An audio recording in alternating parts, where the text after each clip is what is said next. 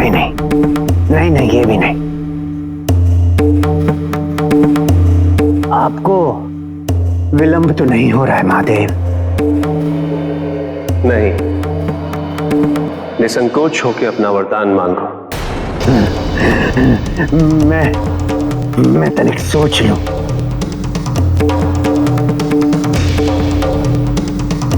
संसार में सबसे अधिक महत्वपूर्ण किसी के जीवन में क्या हो सकता है? क्या? हाँ, शक्ति। संसार में सबसे अधिक महत्वपूर्ण है शक्ति। प्रभु, जो शक्तिवान है बस वही सब कुछ है। आप मुझे शक्तिशाली शक्तिवान होने का वरदान दीजिए। अवश्य ब्रुक। कैसी शक्ति चाहिए तुम्हें? कैसी शक्ति मांगो? कैसी शक्ति मांगो? हाँ प्रभु, मुझे मृत्यु देने की शक्ति दें। मैं जिसको चाहूं उसको मृत्यु लोक में पहुंचा दूं। मुझे ऐसी शक्ति दीजिए प्रभु, सब मुझसे भयभीत रहें। क्योंकि यदि मैं शक्तिशाली होऊंगा प्रभु, तो सभी मेरा सम्मान करेंगे। कोई मुझे कदापि मूर्ख और मंदबुद्धि नहीं कहेगा। जो कहेगा वो ऐसा वरदान दीजिए प्रभु,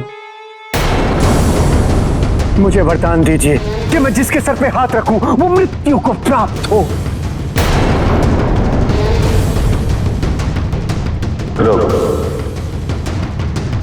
मैं तुम्हें विचार करने के लिए कुछ और समय देता हूं। कोई दूसरा वरदान मांग लो। क्यों ना मैं तुम्हें मेधावी होने का वरदान देता हूं। मेधावी? वो क्या होता है? मेधावी होकर मैं क्या करूंगा प्रभु? नहीं नहीं नहीं नहीं नहीं नहीं महादेव, मुझे तो वही वरदान चाहिए, हाथ रखते ही भस्म करने वाला।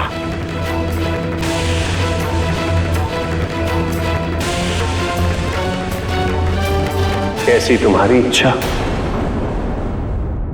तथास्तु।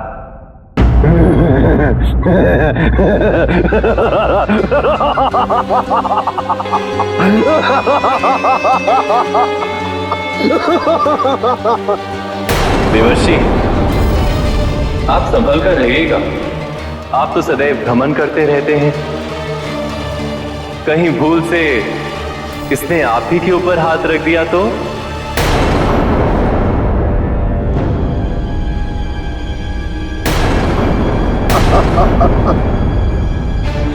महादेव, आपने मुझे वरदान तो दे दिया, आभार प्रकट करता हूं, किंतु इस वरदान की प्रामाणिकता मुझे सिद्ध करनी पड़ेगी। मैंने जो आपसे मांगा है, जैसा मांगा है वैसा ही आपने दिया है कि नहीं प्रभु? देखिए प्रभु, देखिए, ये मूर्ख महादेव से प्राप्त हुए वरदान पर संदेह कर रहा है। क्या इससे पूर्व ऐसा कभी हुआ है कि मिला हुआ वरदान कोई परखने जाए? किंतु देवर्षि, मुझे तो ऐसा प्रतीत होता है कि इसे महादेव के वरदान पर संदेह नहीं है, अपितु आप ही के सुझाव पर संदेह है।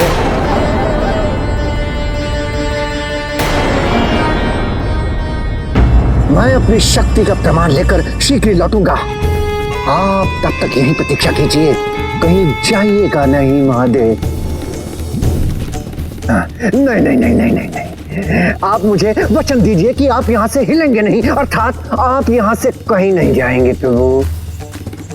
मैं तुम्हें वचन देता हूं ब्रुक, मैं तुम्हारी प्रतीक्षा करूंगा। मैं अति प्रसन्न हुआ प्रभु।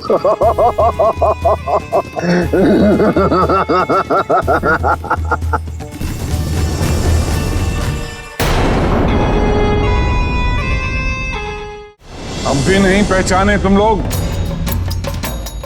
कौन तुम्हारा सबसे बड़ा शत्रु है? यदि तुम्हारे शिव ने तुम्हारे संरक्षण का दायित्व उठाया था तो वो आया क्यों नहीं?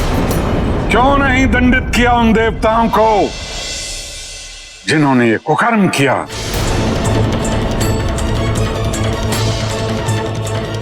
क्योंकि वो जानता है तुम्हारे पिता तारकासुर का वध हो चुका है और उसे अब तुम्हारी कोई आवश्यकता नहीं। उसने केवल संरक्षण का वरदान देकर तुम तीनों को अपने पिता से पृथक कर दिया। वो जानता था यदि तुम तीनों युद्ध स्थल में अपने पिता तारकासुर के साथ होते तो उसे कोई छू भी नहीं सकता था। अब भी कुछ नहीं बिगड़ा। सच को पहचानो, असुरों के नेतृत्व में ही तुम तीनों का भविष्य है।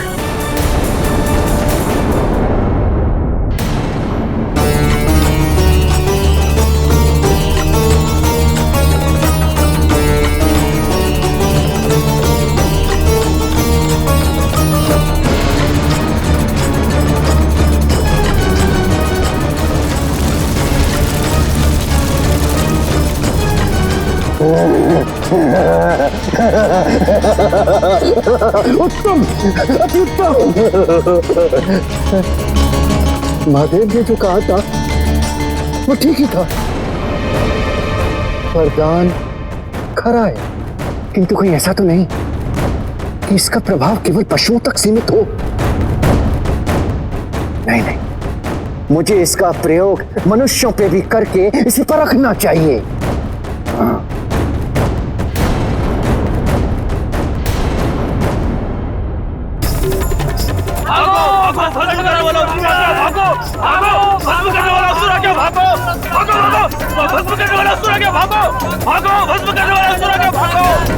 मेरे हाथ रखते ही ये भस्म हो गया।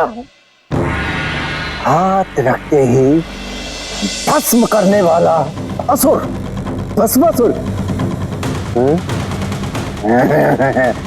ये तो मेरा नया नाम बन गया।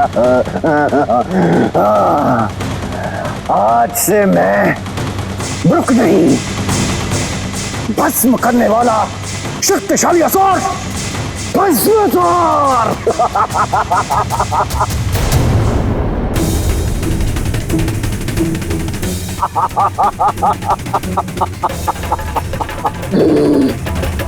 किंतु देखना यह है कि क्या मेरी शक्ति मनुष्यों तक ही सीमित है या इसका प्रयोग मैं देवताओं पर भी कर सकता हूं।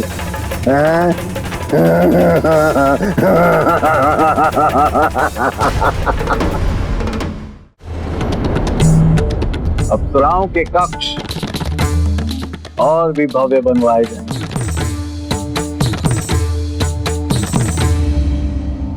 इनके सुख और सुविधा की उचित व्यवस्था की जाएगी। और क्यों ना हो, ये हमारा इतना मनोरंजन करती है। नारायण नारायण। देवराज, इनका ध्यान तब रखेंगे जब जीवित रहेंगे। अभी तो आप यहाँ से पलायन की तैयारी कीजिए। ये क्या कह रहे हैं मुनिवर? और आप इतने भयभीत क्यों लग रहे हैं? देवराज, दैत्य शकुनी के पुत्र रुक को महादेव ने वरदान दे दिया है कि वो जिसके भी सर पर हाथ रखेगा वो भस्म हो जाएगा। और वो वरदान परखने के लिए स्वर्ग की ओर आ रहा है, यहाँ सारे देवताओं को भस्म करने के लिए। क्या? हाँ, भस्म करने? हाँ, भस्म करने आ गया भस्मासुर। भस्मासुर!